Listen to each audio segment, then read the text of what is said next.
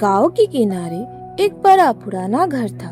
उस घर में रहती थी सावित्री देवी, उनका बेटा अमित, बहू काजल और छोटी पोती गुड़िया। घर में सब खुश थे, लेकिन एक चीज ऐसी थी जो हमेशा सबको सोचने पर मजबूर कर देती। सावित्री देवी की पुरानी अलमारी। वो अलमारी हमेशा बंद रहती। उसकी चाबी सावित्री देवी हमेशा अपने पल्लू में बांध कर रख। दादी, इस अलमारी में क्या है? कुछ नहीं बेटा, तुम वहाँ मत जाया करो। लेकिन दादी, आप इसे रोज साफ करती हो। बस पुरानी चीजें है बेटी। कोने में खड़ी होकर ये सब काजल चुपचाप से देखती रहती है। माँ जी, आखिर ऐसा क्या छुपाती है? एक दिन दोपहर में सावित्री देवी मंदिर गई थी। गुड़िया खेलते खेलते अलमारी के पास पहुँच गई। मम्मी, इस अलमारी को अगर हम थोड़ा सा खोलकर देखें तो? नहीं बेटा, दादी नाराज हो जाएगी। तभी बाहर से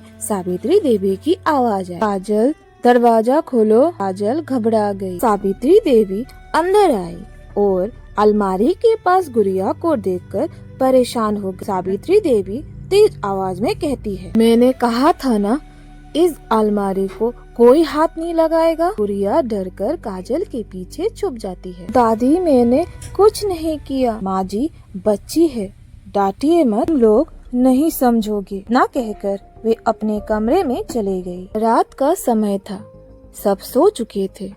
काजल पानी लेने उठी, तभी उसने देखा सावित्री देवी धीरे धीरे अपने कमरे से बाहर निकली और अलमारी खोलने लगी। काजल चुपचाप दरवाजे के पीछे खड़ी हो गई। सावित्री देवी ने अलमारी से एक पुरानी फोटो निकाली और उसे देखकर रोने लगी। तू जहाँ भी है बेटा, खुश रहना। काजल ये देखकर हैरान रह गई। माँ जी, सावित्री देवी घबरा गई। तुम इतनी रात को आप रो क्यों रही हो? सावित्री देवी चुप रही। फिर धीरे धीरे उन्होंने वो फोटो काजल को दे दी। फोटो में एक 20-22 साल का लड़का था। ये कौन है? आंखों में आंसू लिए कहती है, ये मेरा बेटा है रोहन, बड़ा बेटा। लेकिन अमित जी ने तो कभी नहीं बताया। सावित्री देवी की आंखों से आंसू बहने लगे। 20 साल पहले वो घर छोड़कर चला गया था। क्या हुआ था माँ जी? मैंने उसे बहुत बुरा भला कह दिया था। उसने कहा था